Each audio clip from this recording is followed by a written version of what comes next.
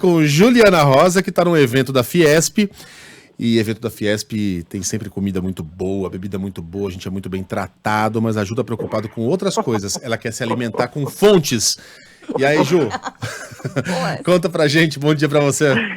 Tudo bom, Megali? Bom dia para você, para Carlinha, para Sheila. Bom dia, Ju. Para o nosso ouvinte. O presidente da Fiesp, o Josué, está agora fazendo um discurso em semana de Copom. Começa hoje a reunião do Copom, né, o Comitê de Política Monetária do Banco Central, criticando juros altos. Os empresários normalmente criticam juros altos. A expectativa é que os juros sejam mantidos essa semana em 10,5%, e há sempre essa pressão, porque o juro no Brasil é muito alto. A questão que se coloca sempre é por que o juro no Brasil é muito alto. E um dos motivos principais é que é um país, não só esse governo, mas é um país que não consegue frear o crescimento da dívida pública. Então, um país que você não tem nenhuma expectativa de que em algum momento a dívida do país vai parar de crescer, você tem um plano capaz de frear o ritmo de crescimento da dívida do país, o país vai pagando cada vez mais juro. Então a gente tem uma questão estrutural que ele está trazendo aqui, conversando com os jornalistas também, enfim, faz parte aqui da discussão estrutural, porque uma coisa é a conjuntura, né? Você pode discutir aqui se é 10,5 é muito alto, se não deveria ser 10, enfim. Isso você tem espaço sempre para discussões, né? E ele fala que o pessoal do Banco Central não são pessoas enfim, não são pessoas que não erram. Enfim, ok, eu acho que a questão conjuntural, que é o que está acontecendo na discussão nesse momento aqui com os jornalistas, é que eu acho que o grande pano de fundo sempre é por que o juro estruturalmente no Brasil é alto. Né? Independente de ser 10,5, de ser 10, é um juro alto pra caramba. A gente está sempre no topo do ranking de juros mundial. Então, a gente está aqui numa conversa que hoje, daqui a pouco, a gente também está na expectativa de que o governo divulgue aonde que vai cortar gasto. Lembra, semana passada a gente falou muito que o governo anunciou os 15 bilhões de reais em corte de gastos para passar essa mensagem de que tem sim compromisso com essa questão do equilíbrio das contas públicas, e o governo sabe muito bem que isso é fundamental para que os juros possam cair. E o dólar e a inflação, enfim, né? Não é à toa que o presidente Lula agora está encampando de forma mais intensa, finalmente, esse discurso de responsabilidade com as metas das contas públicas. A questão sempre é que, na hora de cortar, ninguém quer cortar. A indústria não quer cortar porque tem aqui os subsídios, até inclusive acha que o presidente está dizendo que as tarifas de importação são tarifas que precisam subir, que são tarifas que ainda estão abaixo em alguns setores, na média, do que em outros países do mundo.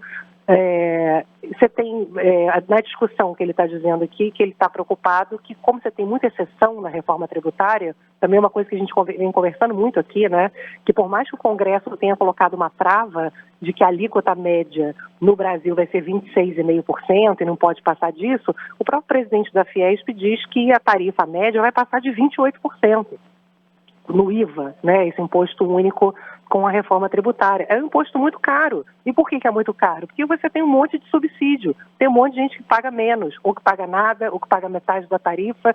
Num país que tem muita meia entrada, quem paga a entrada inteira vai pagar mais, porque, na média, a carga tributária não pode cair. Por quê? Porque o governo não para de gastar. Então, não pode diminuir o volume de impostos para poder baixar a carga tributária e, com isso, você poder cobrar menos da população. Então, estou trazendo para vocês aqui um discurso que é duro.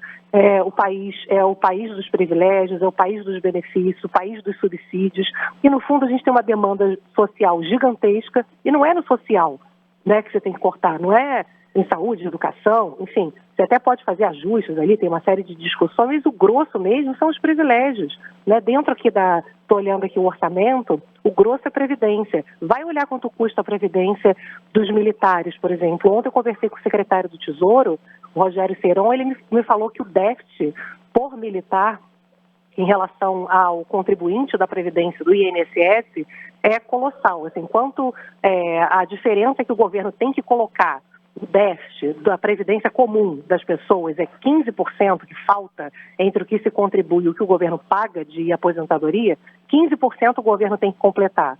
No caso dos militares, o governo tem que completar 85%. 85% é o déficit por militar, porque o militar não contribui o suficiente, longe disso, para receber a aposentadoria, que, segundo o secretário do Tesouro, não é menor, normalmente, do que R$10 mil.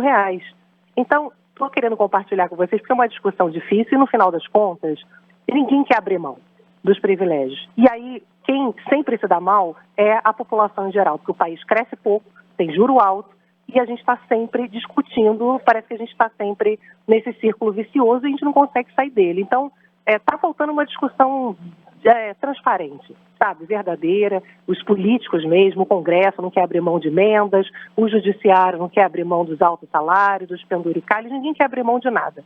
E, no final das contas, fica essa discussão, e quem sempre paga a conta é quem, pessoal? As pessoas que mais precisam, né? Exato. É o brasileiro que toma na lomba. Juliana Rosa volta com outros números e análises amanhã neste mesmo horário. Bom evento para você, Ju. Até. Obrigada, beijo.